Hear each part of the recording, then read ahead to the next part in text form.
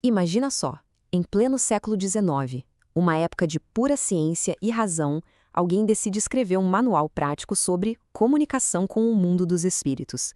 Pois é, hoje a gente vai mergulhar nas páginas de O Livro dos Médiuns, uma obra que tentou de verdade criar um método para o invisível. Ok, vamos começar por aqui, que é fundamental. A primeira coisa para entender é a intenção do autor. Com essa frase, logo na introdução, Allan Kardec já manda o recado: olha, isso aqui não é para se divertir, não é um passatempo. Ele escreveu o livro para quem queria levar o assunto a sério, para estudar de forma metódica um fenômeno que, na época, fascinava e confundia todo mundo.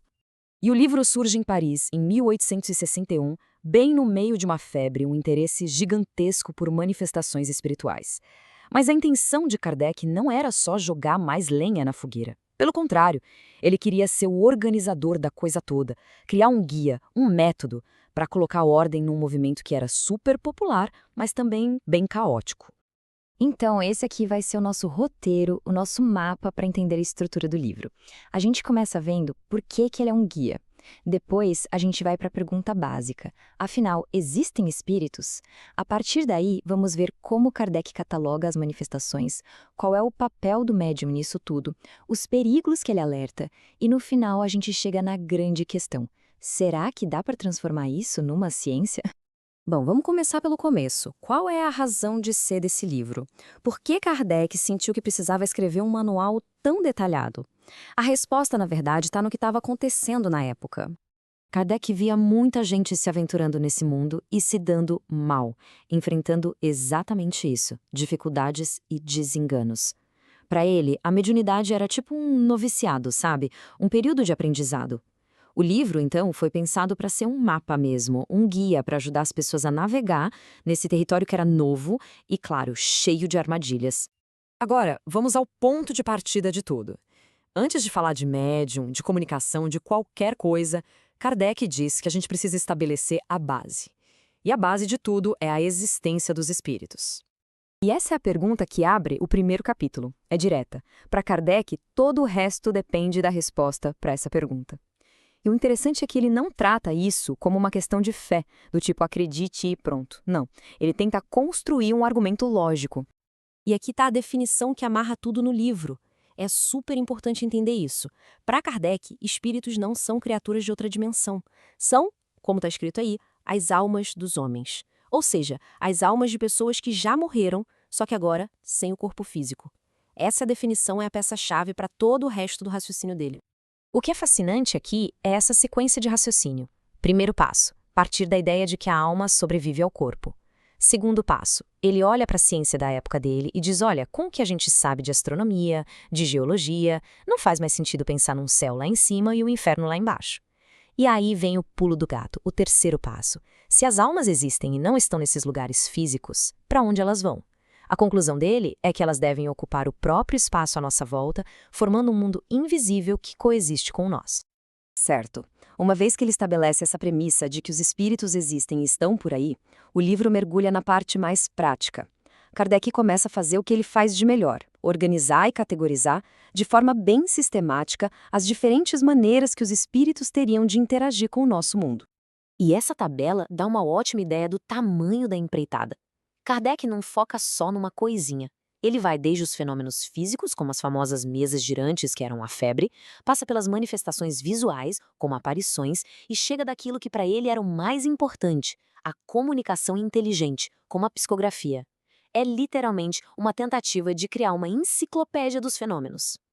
Com os fenômenos todos catalogados, a obra se volta para a figura central de todo esse processo, a peça-chave sem a qual nada disso aconteceria, o médium.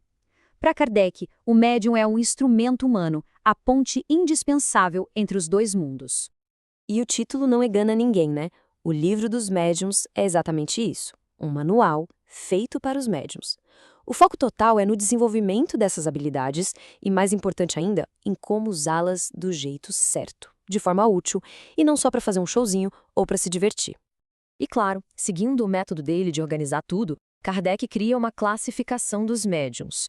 Como a gente vê aqui, existem vários tipos. Os que produzem efeitos físicos, os que ouvem vozes, os que falam, os que veem, e por aí vai. É de novo essa tentativa de colocar ordem, de entender as diferentes especialidades, digamos assim, da mediunidade. E aqui está um dos pontos mais importantes do livro todo.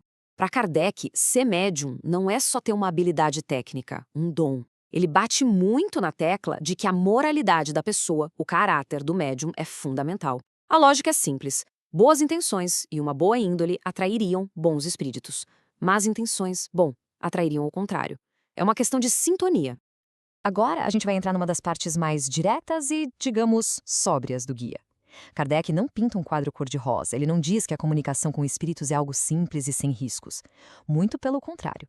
Ele dedica um capítulo inteiro, o 23, só para detalhar os perigos dessa prática. O primeiro nível de perigo que ele descreve é a obsessão simples.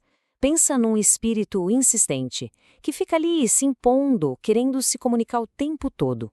Ele cansa o médium, perturba, mas a intenção não é necessariamente enganar ou fazer mal. É mais um inconveniente persistente.